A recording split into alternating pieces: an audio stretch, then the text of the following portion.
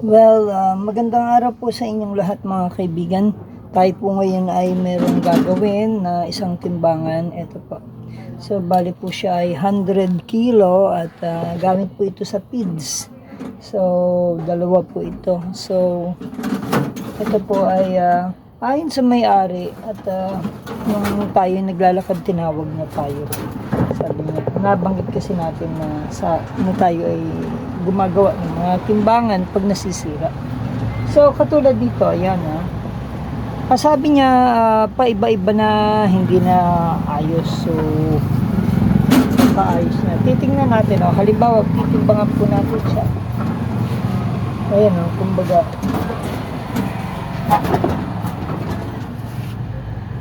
Ayan. May mga case siya na nag-iiba-iba.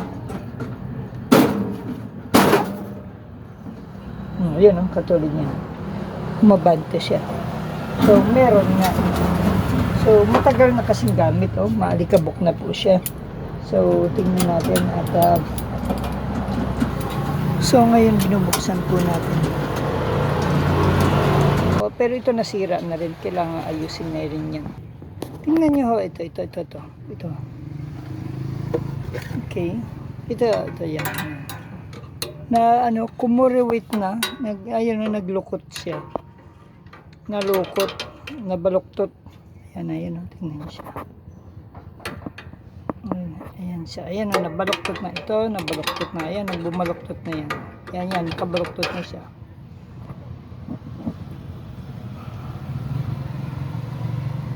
Ayan, baluktot na siya. Kung titingnan niya, kikita niya. Ito, nabaluktot. Ayan, hindi na nakasalo ito dito. Dapat ito ay nasasalo niya itong dapat ito po ay nasasalo niya. Yang humahawak ng spring. Ayan. So, yan ang mga nakita natin na irregularidad dito. Yan pong bracket sa ilalim ng lever bolt and nut na nasira ng baluktot. Kapipihit. Okay, ito pa, isa pa ho. Okay, ito. Palagay ko hindi ito calibrated. Ito, tingnan nyo mabuti ito. Itong thread. Ito yung sinasabi natin. Ito po, yung thread nito.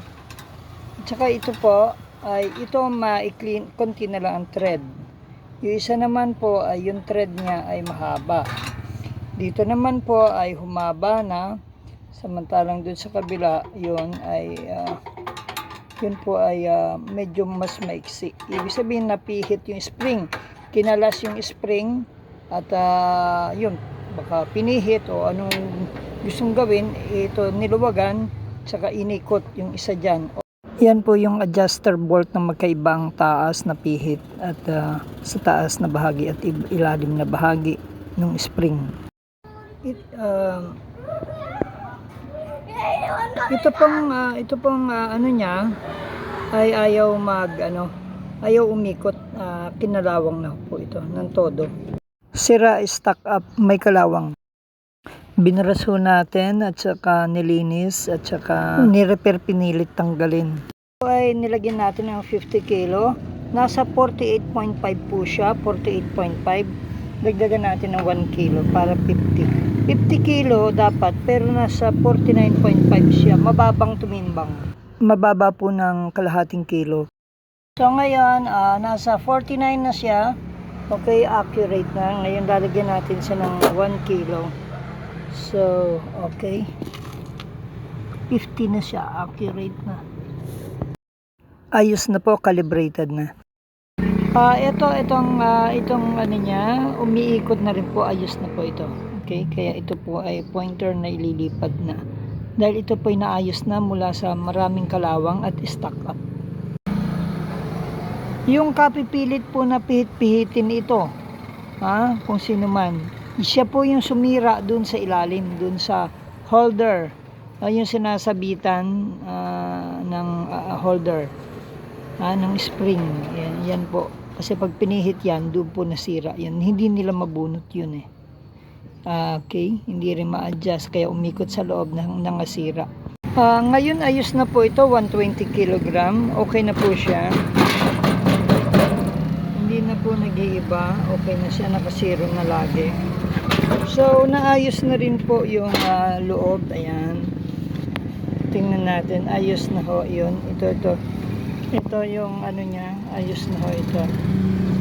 Yan, naayos na ho yan. Yung ito yung panambot ng yung itong hanger. Ito yung panambot ng hanger. Itong hanger. Ayun yung panambot niya.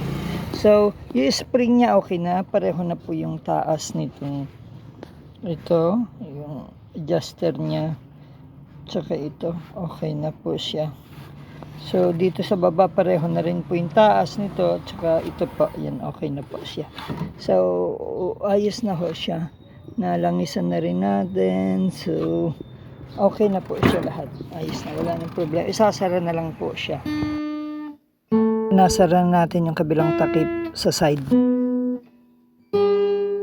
Dito naman sa kabila isinasara na natin. Okay, ayos na po. Thanks for watching. Born free as the wind blows, as free as the grass grows, born free to follow your heart.